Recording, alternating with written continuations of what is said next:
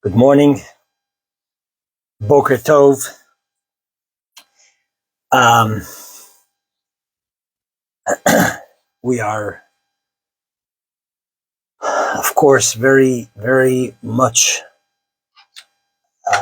under the under the under the impressions of the terrible, terrible, tragic news of last week, the shooting in Uvalde, Texas, and there is. And it's just horrible. It's just horrible. It's no need to sort of focus on that as we begin this class, as I'm sure every human being that has seen the news is shaken to the core.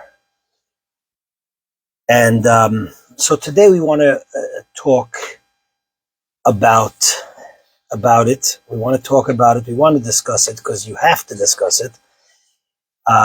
Because we all have to begin within our own circles to see what could be done. What is the answer to such horrific acts? And I don't think we all have the perfect answer. At least I definitely do not. And in today, I will just try to share and try to be honest. And what I mean to say by be honest is not that we're all honest. Nobody wants to lie. But, there is what happens when you have such a tragic event and it raises and brings out such deep emotions and responses and counter responses that unfortunately many immediately go to their agendas, and they use the tragedy to support or to highlight their own personal agenda, be it political agendas, be it even tragically financial agendas. So I trying to approach this from as honest and non-biased as possible, not even from a religious agenda, even though I do have a sort of religious agenda. It's about teaching Torah, but really trying to approach this as best as possible from a non-biased perspective of how I sort of see things. But again, it's just my understanding, my interpretation. You could take it or leave it, because as we said let's start with the bracha, as we always do, with the bracha on the coffee. Baruch atah Adonai Eloheinu melech haolam shehakol niyeh bidvaro. I hope you have your own coffee in front of you. If not, I hope you answered Amen. And, I get a lot of feedback on the coffee and the blessing. I hope you don't just stay on this class for the coffee. And once you enjoy the coffee, you're done. I hope you listen to the entire class. But so, understandably, thank you for the Amen. And I also want feedback. If you could just give me quick feedback. One of the listeners to the class very kindly gave me feedback and said the sound is not great. Rabbi, get a mic. So I went out, as you can see, and I ordered a mic. Tell me if it's working better, if the sound is, give me sort of a thumbs up or a comment. Let me know if the mic is working better or it's worse, so that I know that it's being effective. So please give me that feedback. Okay. So, the common response that we have when a tragedy and such violence occurs is, I would say, could probably be broken down into three groups. Group number one is more gun control. That's one very common response that you get from society, politicians, and from many, many individuals. And I will come from a place. Again, while some people have not necessarily the best of intentions from where they're coming from, but in our discussion, I will come from a place that all the people and their opinions are well-meaning. And we will try to analyze this and try to give a Torah perspective, which is the purpose of this class. And even in the Torah perspective, this is not a halachic final ruling. This is just giving you some of the Torah's insights and positions on this issue. So number one we have, which is the most common, is the response which is somewhat emotional, and also intellectual, statistics, which is gun control. So maybe we'll talk about that a little bit. I believe about a year ago, maybe 2 years ago, we gave a class on Judaism and gun control. The other response that we get, which is also common, and again, there are those in both response number 1 and 2 who do so for political purposes, and then there are those who do so for genuine purposes. We're going to try to address those who do so for genuine purposes, and that is the mental health issue, which is the second, not necessarily in order, but that's the second response that you have, that much of this mass shootings is related to mental health. And then we have a third category, which is more sort of in my domain, which is the lack of proper moral code, or more specifically, more namely, is God, that we've thrown out God from society. We've thrown out morality, proper moral code from society, and that is the third response that we get to these mass shootings. I'm going to try to address it, and I will admit I was spending time until I began class on doing research, and more research can and should be done on my part. There's just a lot of discussion. So let's try to break down each of these three. Let's start with gun control. So gun control in Judaism, now when you talk about gun control and you talk about, let's say, honest discussion, so you'll have statistics galore on both ends of the argument. I mean, just to quote the more common quick response, well, United States is a society that has the most guns in its society, and therefore you have the most mass shootings. And the counter argument, and in countries, let's say in UK and in other countries where there's no guns, there's a lot less mass shootings. And the counter argument you'll hear to that from the sort of pro-gun lobbyists is the states or the cities that have the toughest gun laws, whether it be Chicago or New York State or so on, are the ones that have the highest, the greatest, the highest crime rates and so on. So you'll have statistics back and forth, as we say in Yiddish, von alle Seiten. You could get dizzy from all the statistics and the back and forth being discussed. So to talk about that from a Jewish perspective, and on that I could give you sort of my personal opinion, but it's only my personal opinion. You could take it or leave it. So I want over here, let me find it over here. So I want over here. So here we go. So I want to give you some Jewish sort of meat so that you have that discussion, so that you know a little bit of the issues that are going on, okay? Or that sort of food for thought, where you could maybe on your own tell me what you think a Judaism's conclusion might be on this, okay? So some of the verses quoted, sort of, and sometimes these same verses are used for pro and con. And let me give you, let's say, for example, the verse that is quoted is the following. Bear with me. Bear with me over here. Sorry. Okay, here it is. Okay. This is from Exodus. It says the following: this is Exodus, chapter 22, verse 1. If while breaking in the thief is discovered and he is struck and dies, it is as if he has no blood. So Rashi says like this. Rashi, who is the greatest commentator on the Tanakh and the Torah, says the following: he has no blood.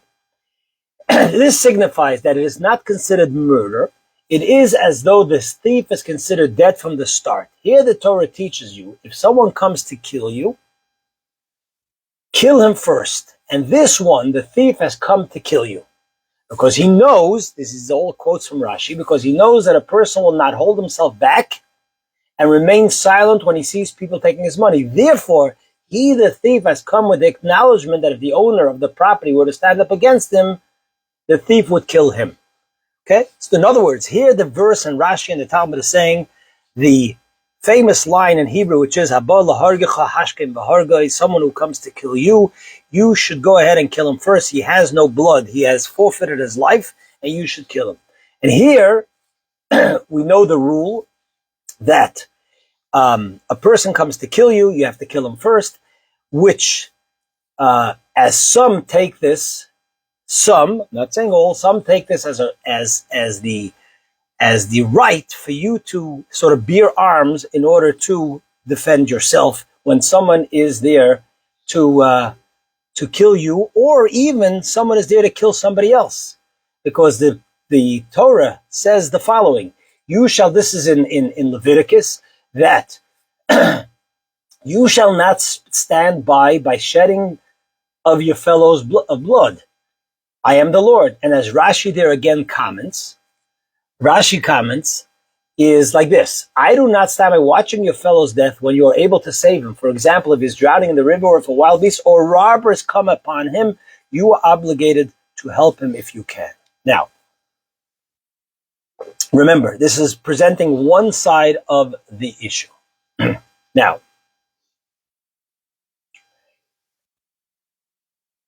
I want to tell you another side of the issue. Another side of the issue is where the Torah used, and as some of the codifiers, the halachic codifiers, use this verse. Okay?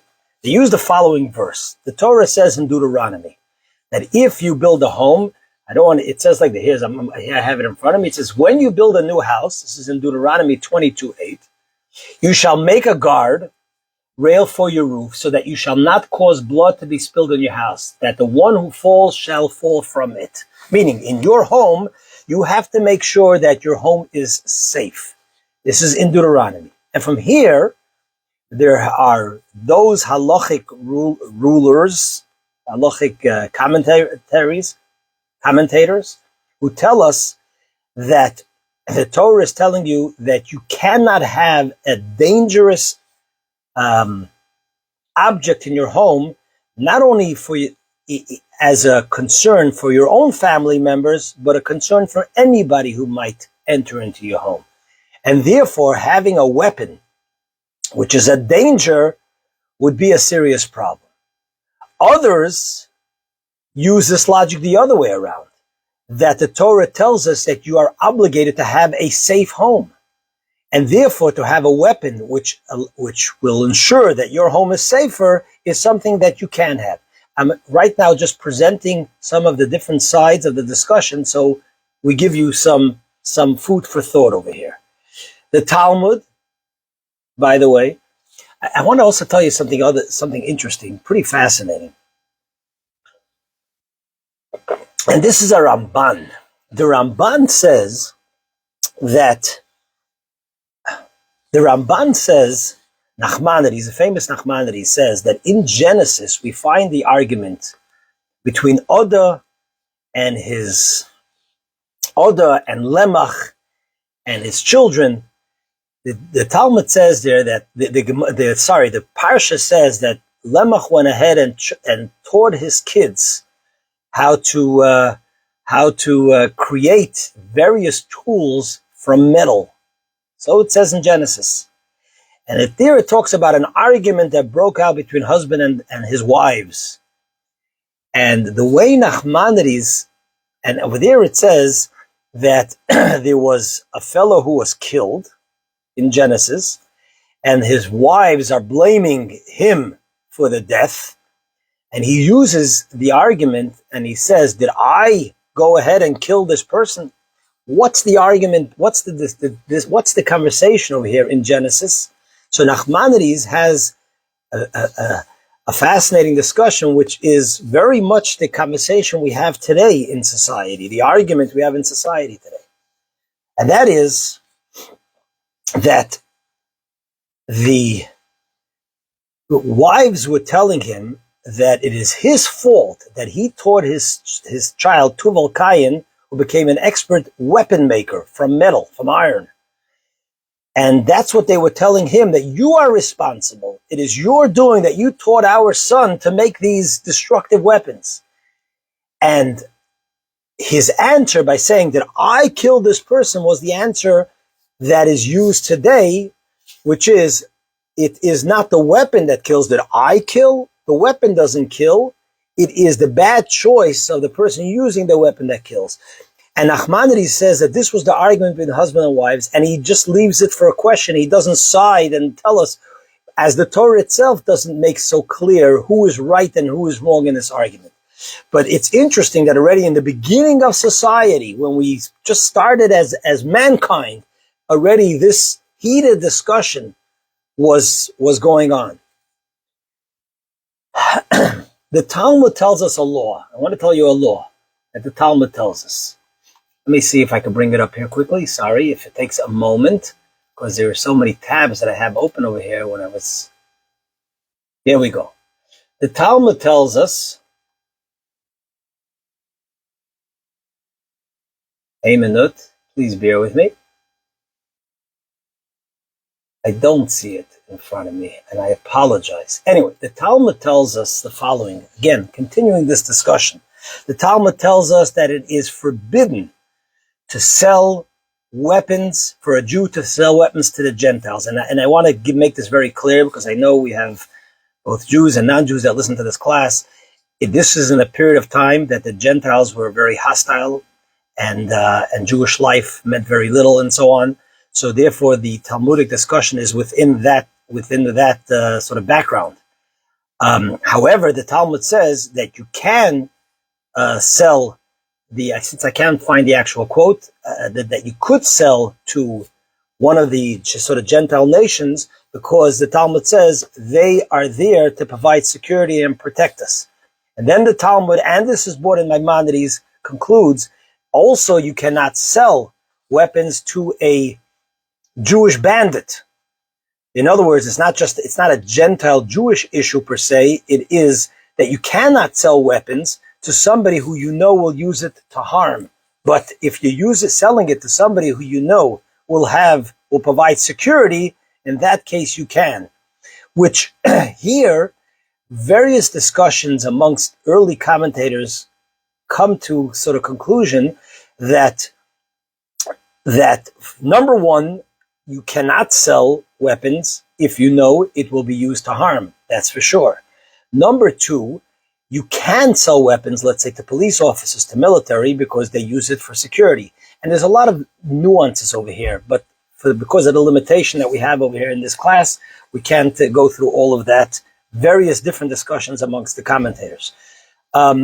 This would also seem to lend strong support that you would have to have proper background check to make sure that if you're selling a weapon to someone, that they are properly vetted, and that you could reach the conclusion that it is being used only for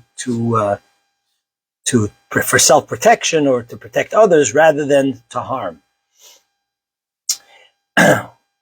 What is also clear, and I don't want to spend so much time on all this, the gun control issue. What is also clear from the Gemara also talks about, the Gemara says a person is not allowed to own a vicious dog. You are not allowed to own a vicious dog lest it hurt somebody that comes into your property. You're allowed to own a vicious dog if you live on the border, which means that if you have it specifically for security. And in that case, it seems to be clear that is only in a place where the danger is high, which leads some authorities to conclude that a gun, and owning a gun, would only be, by Jewish law I'm talking about, would only be allowed in a place where there's a real danger. In a place where there is no real danger, you cannot have a gun, because based on this Talmudic statement that some should not have a vicious dog in their home. So by that logic, and by that conclusion, there would be no difference between having a gun in your home. So if you're anti-gun and pro-gun control, you would also come to the conclusion that a vicious dog or a I guess we'd call it a vicious dog, should not be in your home. In other words, if someone could walk in, whether they're allowed to or not allowed to, and get hurt by the dog, you would not be allowed to have it unless it is clear that you're in a danger zone, let's say a high theft area or so on.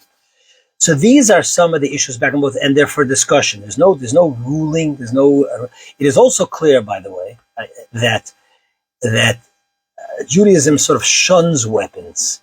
In fact, as we know, the prophet Isaiah says that in prophesizing about the coming of Mashiach, of Mashiach, which is all over the prophets, the famous line, which is, I believe, inscribed on the wall of the UN, that the chitzu, that all the weapons will be turned into plowshares and so on. In fact, even halachically, the Torah discusses whether one can wear, the Talmud discusses whether one can wear their weapons on Shabbat, and the opinion is that unless you're in a dangerous area, a weapon is not considered a adornment.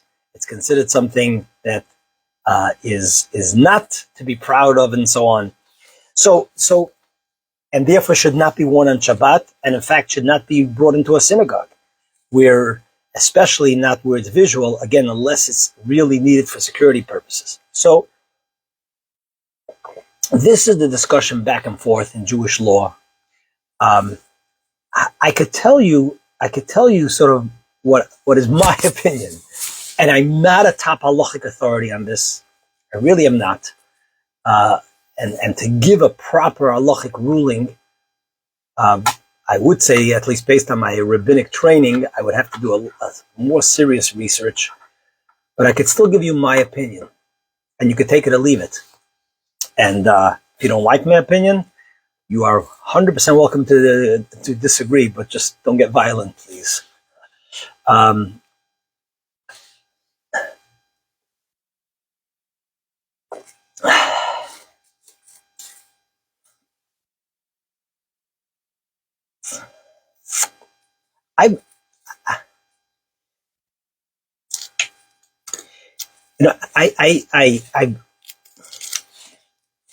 I want this opinion to be based on some sort of knowledge rather than just out of the hat or whatever it is.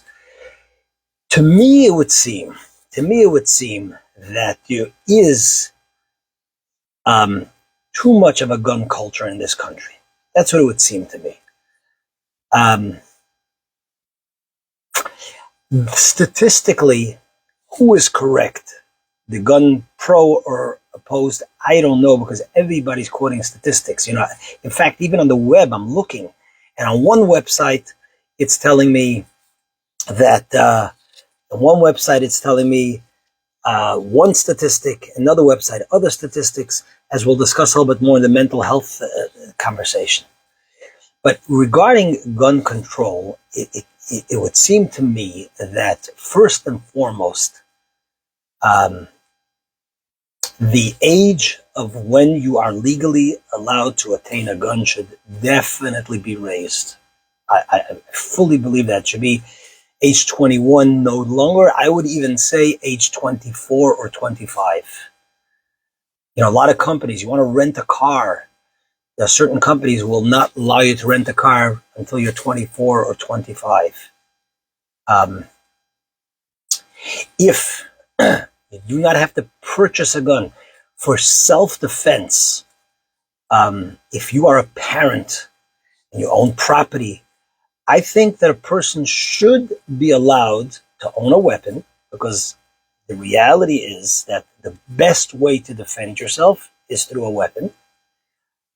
Police and law enforcement will not and cannot be there in time for when you're threatened, and therefore you should be allowed to protect yourself in the most effective way.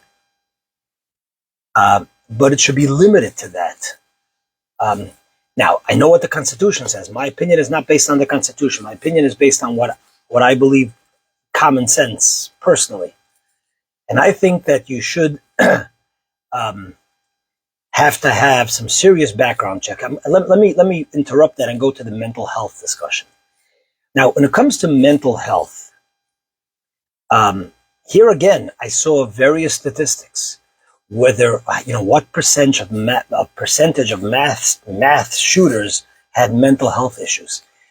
And here you come across different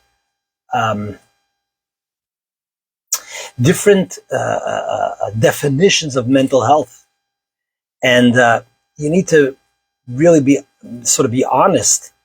In other words, when you're going to do research, you have to be totally sort of an open book rather than have biased positions, and you're just looking for information that supports your already emotional or maybe intellectual decision on the issue. So that's sometimes tough for us human beings to do. But it definitely seems that in various cases, either mental health played a major role, and if not mental health, definitely some real struggles of the individual, whether it was bullying, whether it was a broken family, a lot of challenges which brought about this issue, which brought about the tragic end result of such evil and such violence. So here, I also base myself of what I've seen, how Israel deals with this, because I saw an article which talks about Israel and how they secured the schools and so on. And there's a very strong background check. In other words, what I'm saying, to try to be clear over here, is let me really go to one more issue, and then I'll maybe try to clarify a little bit sort of my thoughts and my opinion. The third discussion, which I put in the title of the class, is a very important part of this, and of course was very dear and special to my Rebbe, Rabbi Menachem Mendel Schneerson, and that is that since the 1970s or 1980s, there's been a considerable increase, tremendously, if you look at the stats in math shootings. And I remember in the 70s or 80s, where the Rebbe very passionately spoke about the fact that when you throw God out of the schools and out of society, and when education becomes focused on academics rather than on developing the person with a moral code, with an absolute moral code, you're unfortunately going to have a terrible decline within society. I want to sort of highlight that with a story, just a cute little story, but an important story. So there was a mother that was shopping with her toddler, maybe a little older than that, in the store, and the toddler sees some sort of treat on the shelf and starts to cry and shout that they want the treat, and the mother is saying no. And the child is throwing a tantrum. And finally the mother says to the child, I cannot get this for you, it's not kosher. And the child stops kvetching and stops showing a tantrum, because there's a certain absoluteness in that response and in that education that even to a young child is acceptable. So so that's the third part over here. The third part over here is that this is all true. This is all true. What I mean to say by that it's all true is that I think, this is my Avramo Friedman's opinion, that all these issues need to be addressed. I think the gun issue needs to be addressed. I think the mental health and security issue needs to be addressed. And I think we have to take a serious look at the values and morality of our society. I was thinking this is perhaps a deeper understanding of what the story with the flood was. That we read in the Torah, as I'll get to in a moment, because there's thoughts flowing in my head. This is a very difficult issue. So the gun control, as I already said, I think it needs to be raised to And I know the argument, if we send them in the army, why can't we give them guns? And I don't think that that's a good argument, my personal opinion. In an army, it's very controlled. There's a captain, there's a lieutenant, there's a general, there's a major, whatever it might be. It's not just an 18-year-old all on their own.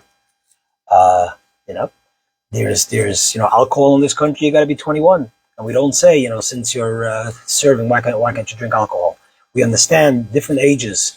And therefore, a weapon, a deadly weapon, is not something that I think an 18-year-old is mature enough, maybe not even a 21-year-old. Maybe it should be someone who just owns property, or someone who's married and has a family. I'm not sure if that's the case, because you have a right to defend yourself, which I understand. But when we see that having so many weapons around might increase, and I don't know if that's true, because you can't, the statistics are in all directions.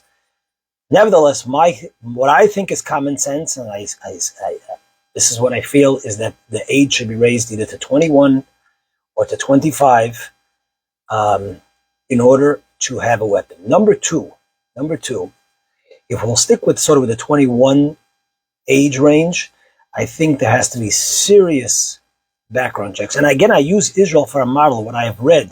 And on the one hand, Israel is a very trained society when it comes to weapons, as we know, because everybody has to go to the army. At the same time, it's very difficult to get a weapon. It is very difficult. You have to go through extensive approval process, including a real mental health background check. You also have to prove, by the way, and this sort of echoes what the Talmud says, that in order to have a vicious dog, you have to be in a dangerous area. You have to prove that you live and that you're in an area which is more dangerous. So people, let's say you live in the settlements and so on, will get gun licenses. I would also say, and this is an important part of this conversation, is that you have to beef up security of the schools. Unfortunately, because of the society we live in, you must, and this Israel does as well, and they do multiple layers of security. It's not just, as one Israeli expert who was interviewed said, that that if we would only rely on the guard at the entry of the school, that wouldn't do it. They have they already have, like, I think 50 yards outside of the school, they have certain cameras that they monitor. They seriously monitor social media for any warning signs. These are things how children are the most precious. I mean, any innocent life.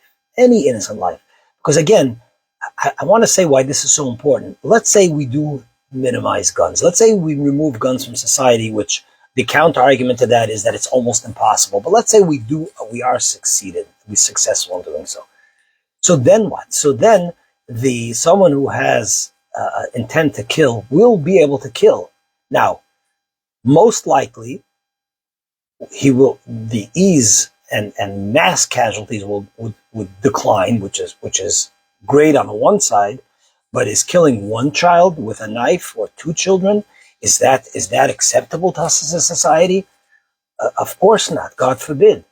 So at the same time, I believe that there should be more limited restrictions on guns, but at the same time, you have to enhance security, because just that will not solve the issue.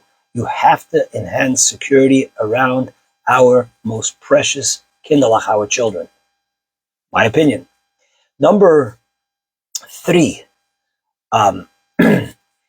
mental health decline, suicide amongst our young, broken families is a sign of an unhealthy society. That is really the core and most important issue over here. And I remember a principal. I spent 2 years in South Africa. The Rebbe sent us there in South Africa, and there was a principal, very fine man, who went to a convention. One of the he was a principal in school, and he went to an educators convention. One of the things he shared with us, he came back, is that they had the teachers in New York. It was a convention in New York. He flew in from South Africa to a sort of international convention, and they discussed the problem that they were having. This was in the late 80s, that kids were opening the doors of classrooms and they were disturbing the teacher. And what was the solution and the class? What is the solution they came up with? The solution they came up with is they should put locks on the classes. And this educator said, that's the solution. You have a child who doesn't respect the teacher in the classroom, and he's disturbing, and the answer is to put up locks. You haven't changed the child. You haven't affected the child. So here we have a problem. We have a problem of children, youngsters, and I don't know the statistics. I only know what sits in my mind. I actually wanted to look this up on Google. I didn't get a chance.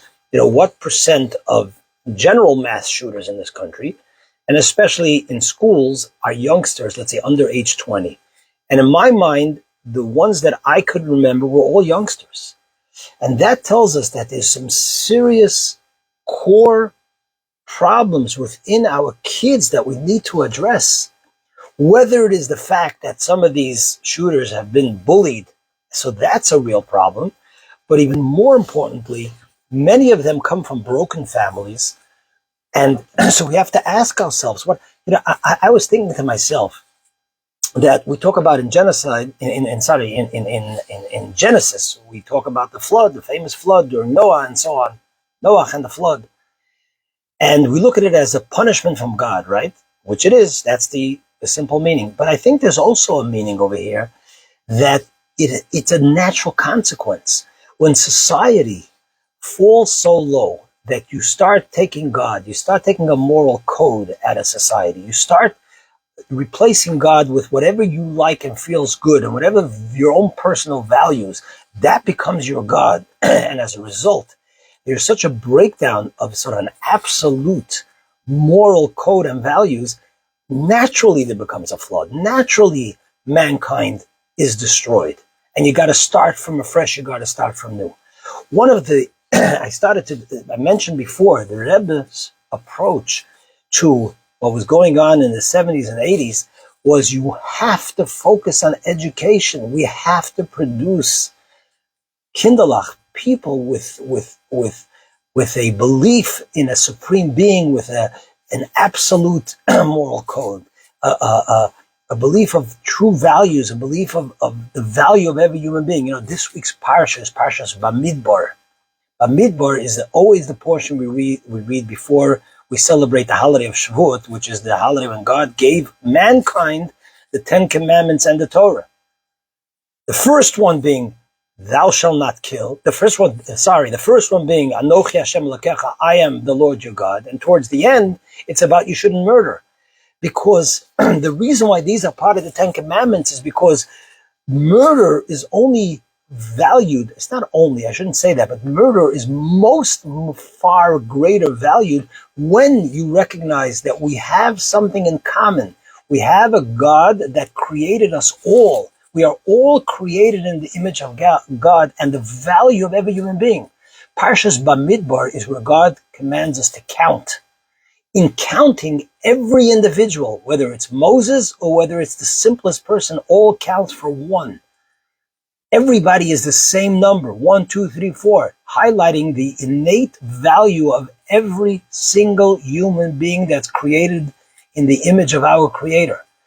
This is something we must inculcate in our children and ourselves. Otherwise, as the Torah itself says, man is naturally a prone to being an animal unless we educate. Other than that, if that doesn't happen, then all the ills of society, they start to one leads to the other.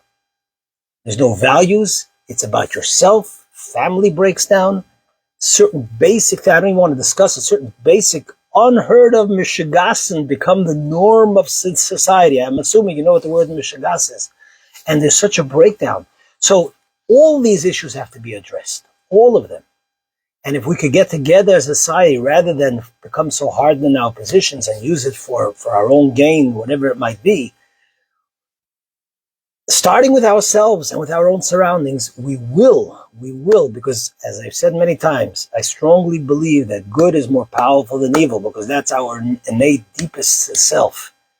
And by doing so and enlightening those around us, we will honor those who have so tragically and senselessly and beyond any understanding why their lives have been taken.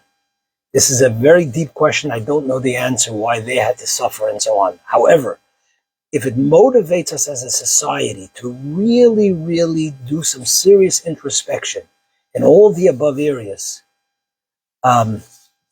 which, and again, you might agree with some, you might agree with others, but I think that these are very important issues that we must really face up as a society. We will have impact, we will have positive impact, and we will merit to the prophecy of Isaiah speedily nowadays, where instead of such confusion, which the Talmud says is a sort of a sign of the fulfillment of these prophecies, we will merit the fulfillment of these prophecies, where, as Maimonides concludes his writings, there won't be jealousy, there won't be war, there won't be strife. Everybody will just strive to know the wisdom of God, a world where we could live peacefully, respectfully with one another, and we could share classes and Torah and happy things with each other rather than to have to discuss again such horrendous tragedy. Everybody, thank you for listening. Share these words of Torah. Let's all of us take it to heart and have a fantastic week. Tomorrow is also Memorial Day. Of course, we honor all the men and women who fought to preserve our freedom to have this wonderful country and democracy and freedom to express ourselves. And I say Lahavdil, the giving of the Torah, which we will celebrate next week. So therefore, next Sunday there will not be class because it will be the holiday of Shavuot. Everybody have a fantastic week.